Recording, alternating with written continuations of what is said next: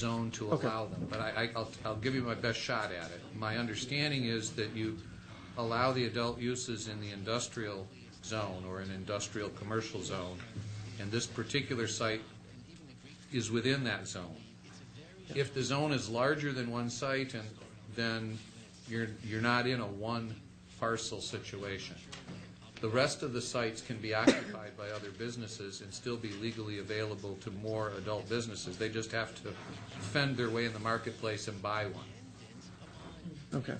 If you really only have one parcel zone for adult business as opposed to a zoning district, then you have a regulatory problem where your zoning ordinance isn't going to work.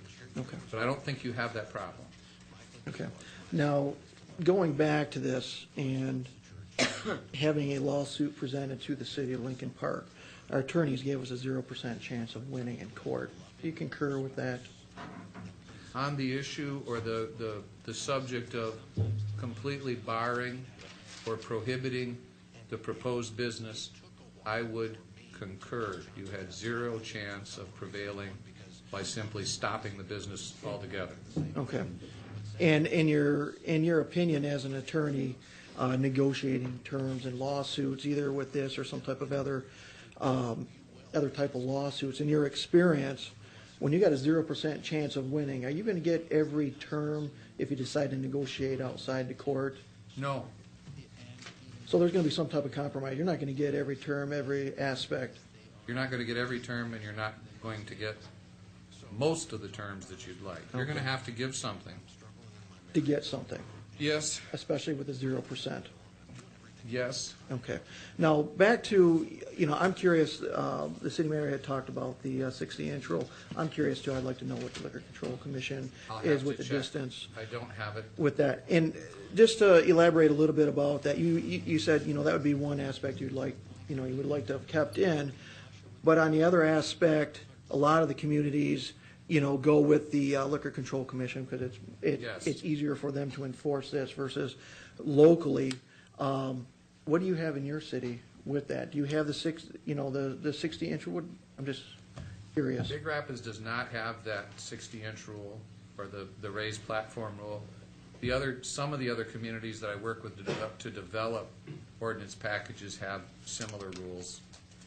Each community really develops its own depending on what the business pressure is from the adult businesses.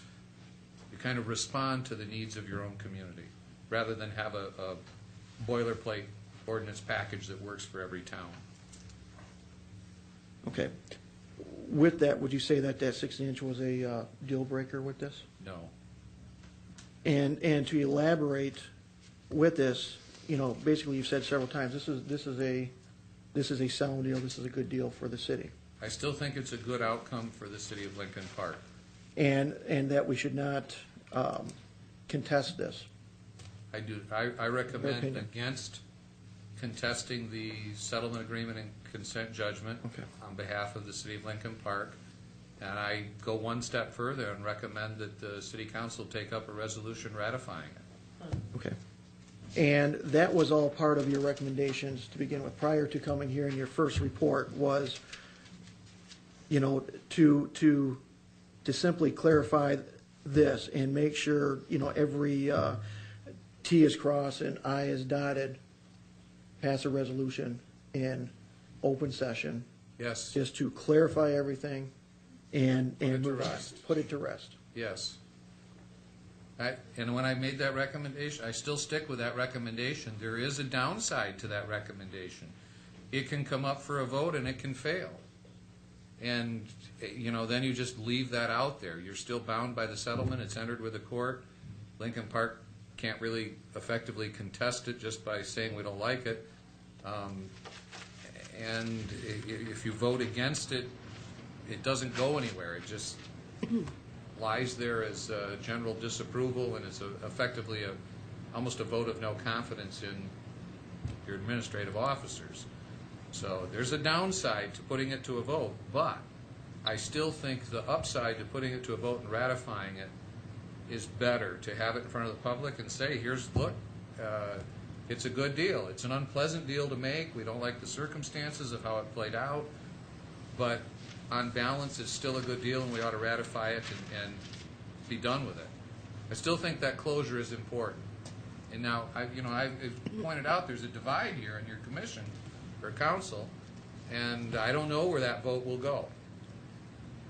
I think it ought to go towards ratification, but that's up to the council. Okay, thank you. With this, we just had a settlement with a $750,000 lawsuit. Well, I have no idea what it's about, but the insurance company settled this lawsuit. And if we decided to step in and say, you know what, we don't want to settle for $750,000, the insurance carrier could walk away from that. That's true, and you With your experience being city attorney. My experience has been that most settlements involving the insurance defense counsel and the insurance company go through the insurance company and don't come back in front of city council for formal approval. What you have here, though, is a land use case that's a different kind of creature. And within the context of that different creature, you had another little wrinkle where they proposed a complaint that claimed damages, which invoked insurance coverage, and they filed a complaint without damages, which in theory could take the insurance coverage out and they could have withdrawn counsel for it. They didn't do that. But what that does is it places the city in a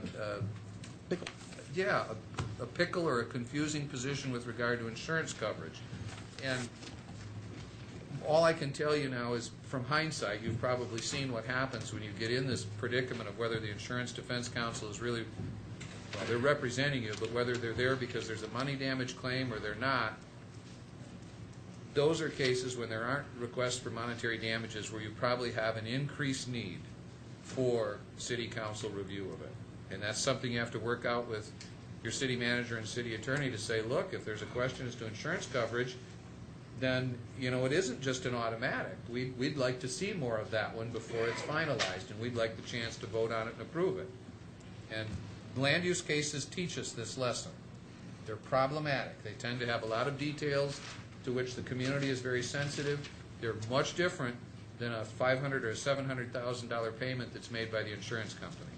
And your case shows you why they're different. They need a little different attention. Yes, and it makes it very difficult in our position to do that. Now, It does.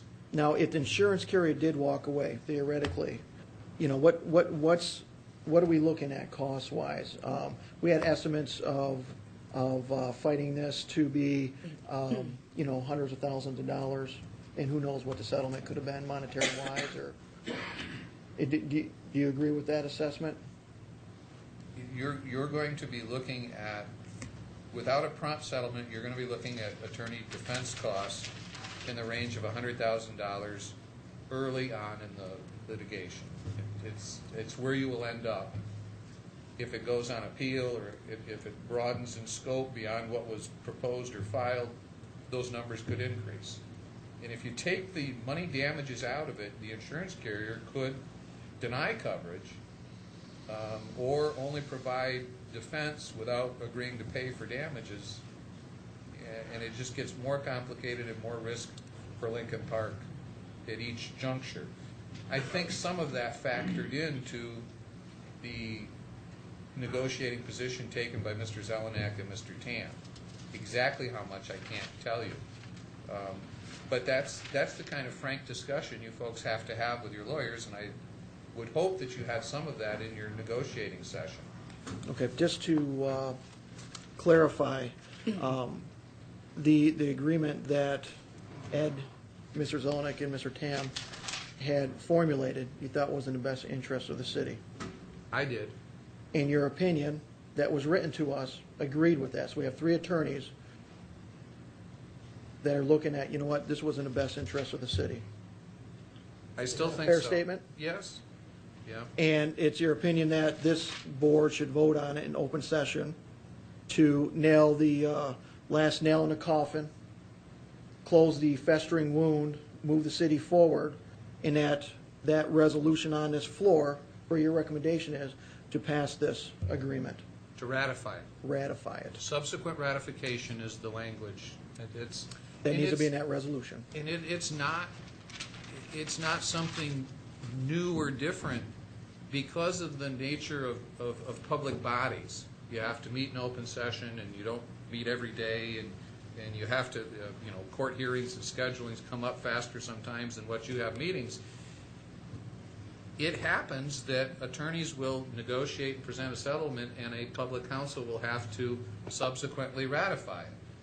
We hope when that's happening that you have a better flow of communication than what occurred here. So this is awkward to do it now, but it is still better to do the subsequent ratification than it is to throw up your hands and say, Lincoln Park's paralyzed and we can never do anything. I don't think that's helpful. And I don't think it's helpful to go back and open it up to litigate it just for the experience of litigating.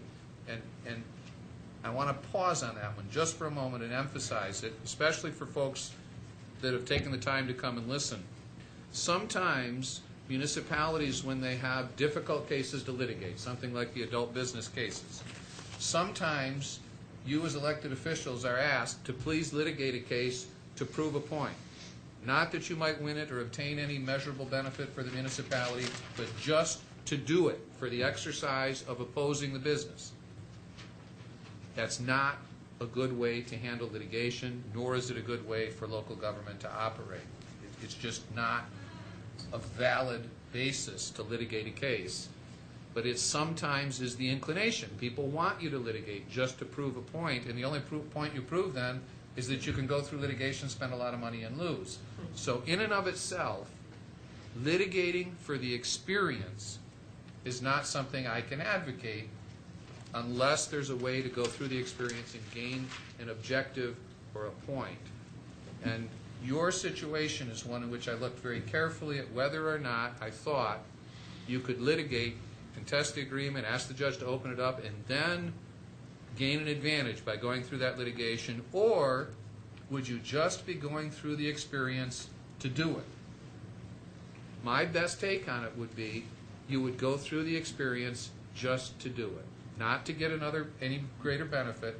More than likely you would just go through it to have the experience and the expense. I can't recommend that. In fact, my recommendation is not to do it just for the experience. And I think sometimes it has to be said, which again, it goes back to where I think you folks missed the opportunity to publicly discuss that, let your constituents hear it, that you thought about it, that you weighed those things and made an informed decision, which is why I still think the subsequent ratification would give you the chance to do that. Mayor? Thank you. Yes, we're going to try to get to the audience. So I will I have a agree. quick follow-up in regard to what he just said, though. And Mr. Williams, I think it's clear, we're talking about the insurance company walking away from this, walking away from that, and leaving us holding the bag. But I think maybe what isn't clear and should be made more clear is that Mr. Tam is the insurance company's attorney. It is not Mr. Tam's job to win the case for the city of Lincoln Park, no matter what the cost. It's Mr. Tam's job to cut the losses for his company, and I think that's what he did. Mayor, I'm going to be brief, but You want to respond to that? Okay. I would just leave Mr. Murphy's comments where they are. Okay. Thank you. Quick here. first of all, I don't think anybody, just to make it clear, nobody had the intentions of litigating this case. We went in there with the intent to give a settlement strategy and to negotiate a settlement strategy and give Mr. Tam, some direction to do that.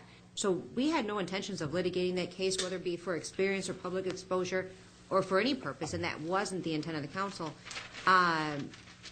Also, if you ask whether you're going to win the case and you got 0% chance, because I got to tell you, hearing that 0% chance just makes me sick, because nobody here ever thought 0% chance was even to keep them out, because it wasn't our intention to keep them out. Right. If you're asking the question, what's the chance of us keeping them out forever? 0.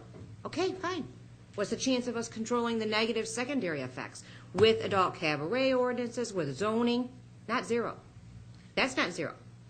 Would you say that's 0% chance? No, but I think this discussion crystallizes what probably should have happened and didn't happen. Right. Because this discussion is allowing more focus on what issues the council wanted to fight, or thought it should fight, and which ones needed to be settled. It may very well be that the attorneys were focused on that 0% issue and getting the case resolved, and the council, or at least some council members, were more interested in the regulatory side, and those two trains may have passed in the night. Yeah, we were so repetitive, though. It's so sad. But I have one more question. We were talking about zoning and how many parcels, and Councilman Kendis had asked you, how many pieces do you have to have zoned? There is nothing that I know of that tells you how many parcels you have to have zoned anywhere for adult use that I know of. You're correct. There's no absolute standard. It's a reasonable standard. And people, planners, lawyers, experts in the adult business field, whatever those really are, argue all the time about whether there are enough parcels to be a reasonable opportunity for a business to locate. The general rule for municipalities is you must allow some zoning district for the adult businesses. How big and how many parcels is up for argument. So there's no guideline for us to follow, look at? There are some guidelines about there has to be some parcels. I mean, you got to be able to find them, and then you have to be able to find them that are sufficient distance from other regulatory or disqualifying uses that you can still use them. Some communities, I've been called in sometimes to look at them where they'll identify a zoning district for adult business that's yay big, 6 blocks by 8 blocks. And then they'll say if there's a school, a bar, a church, a playground, and I don't know, a public library within 1,500 feet, then you can't have an adult business. And when you draw the circles, there's no spot left. Well, that ordinance fails, and it opens up at least that district, if not the entire city, to a proposed site of an adult business. So there are some pitfalls in that whole concept of zoning per district. It sounds like, though, in your case, or not, it sounds like it, in this case in Lincoln Park, you're achieving the closure of the Park Theater as an adult use in a place that's not zoned for it, and in return you have an adult use opening in an area that is zoned for it. That's classic zoning progress. One non-conforming use goes away and a conforming use is established. It may not look like a lot of progress because you're trading one adult use for another, but the location shift from a non-conforming use site to a site for which it's zoned is an achievement and an accomplishment for Lincoln Park. It may be a modest one, but it is still one. You don't have a lot to celebrate here, but that could be celebrated. Thank you, Mr. We will move to the audience. Every person who comes to the mic will have 3 minutes to present their questions to the attorney. We will go directly to the attorney with your questions, at which time he will do his best to answer them, if he's amicable to that, sir. I'm willing. Okay. Does anybody know the Red Wings score? No, not yet. Your Honor, with all due respect, if he's $200 an hour, can I put up $100 an hour, $100 and pay for this man for a half hour? No, we're gonna follow the ordinance. It's our, do you want to come up? Do you want Makes sense. 3 minutes, what do you say? If he wants to pay for the time, why not let him? Let's Let's try. try. Let's try. And let's Do you see. wanna try? Be not so there. Give it know. back to the school, because they gotta close the school. Give $100 to the Let's school. go. Do you want it, Mr. Wins? Would you like your 3 minutes, sir? Go ahead. You raise your hand first. Mr. Roberts. Usually I don't even have to raise my hand, you just recognize me by sitting there.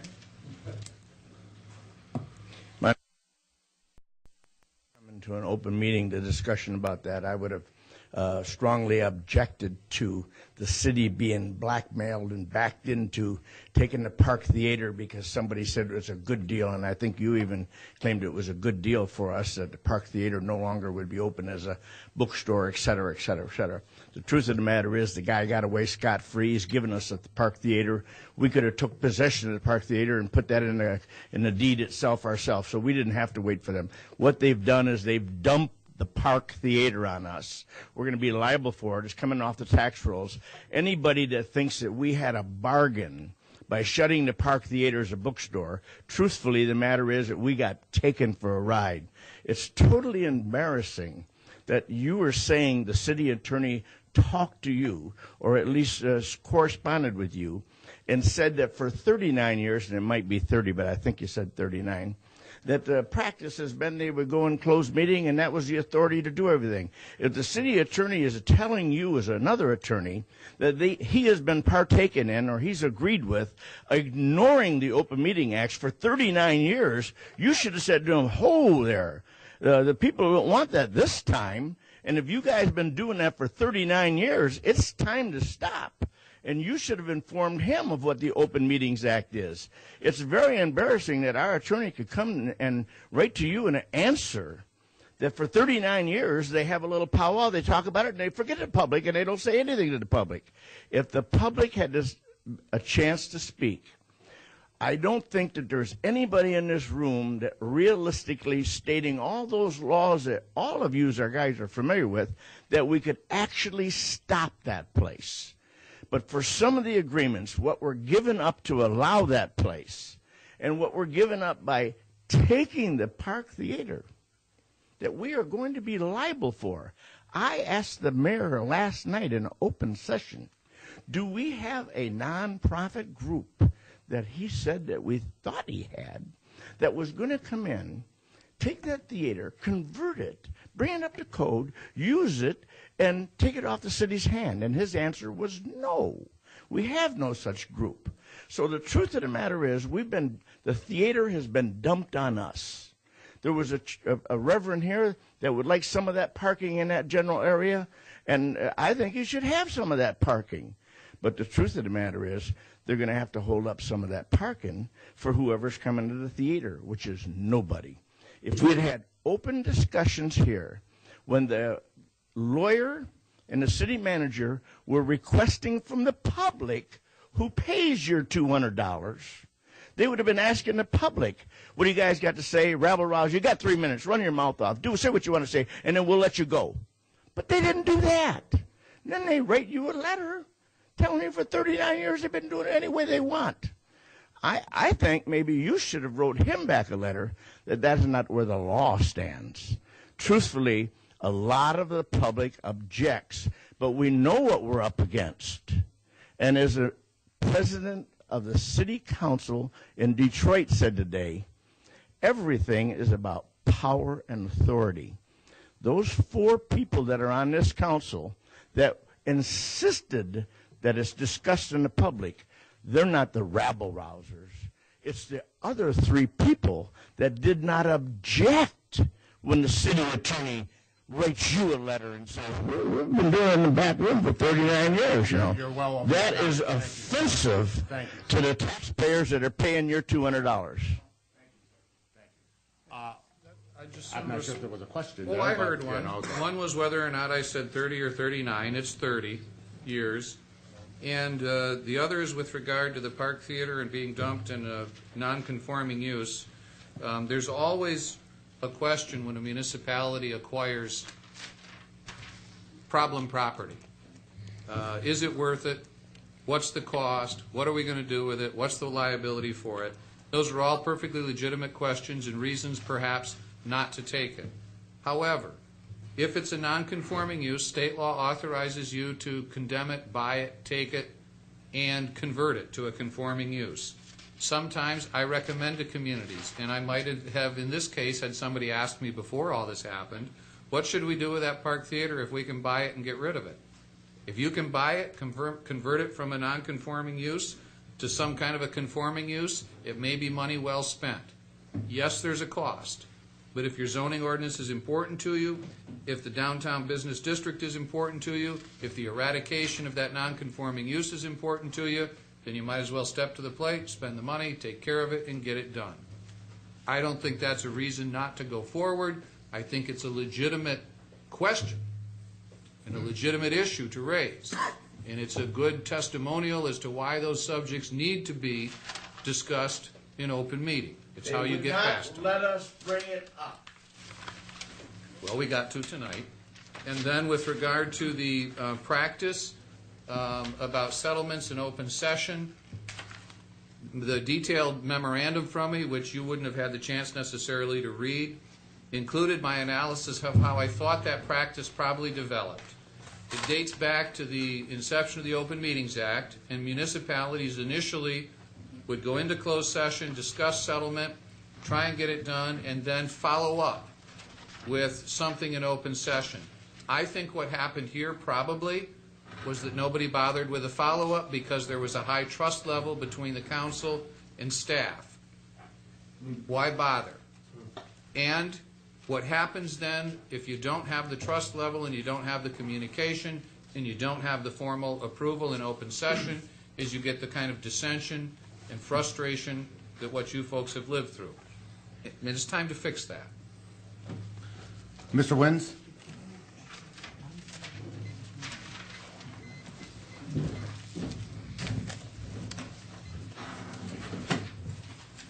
Thank you, sir.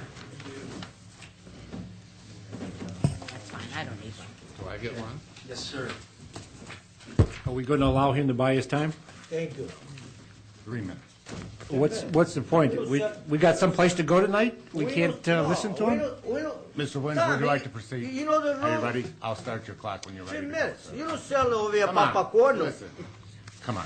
You know what an amazing irony is, if before you start my clock, is we're here talking about freedom of speech. For people to take their clothes off, and I can't give 15 minutes to talk at a podium. That's irony, with all due respect, Your Honor. Mr. Williams, thank you, sir, for coming. We really appreciate everything you've done, and I wish I had more time to go through.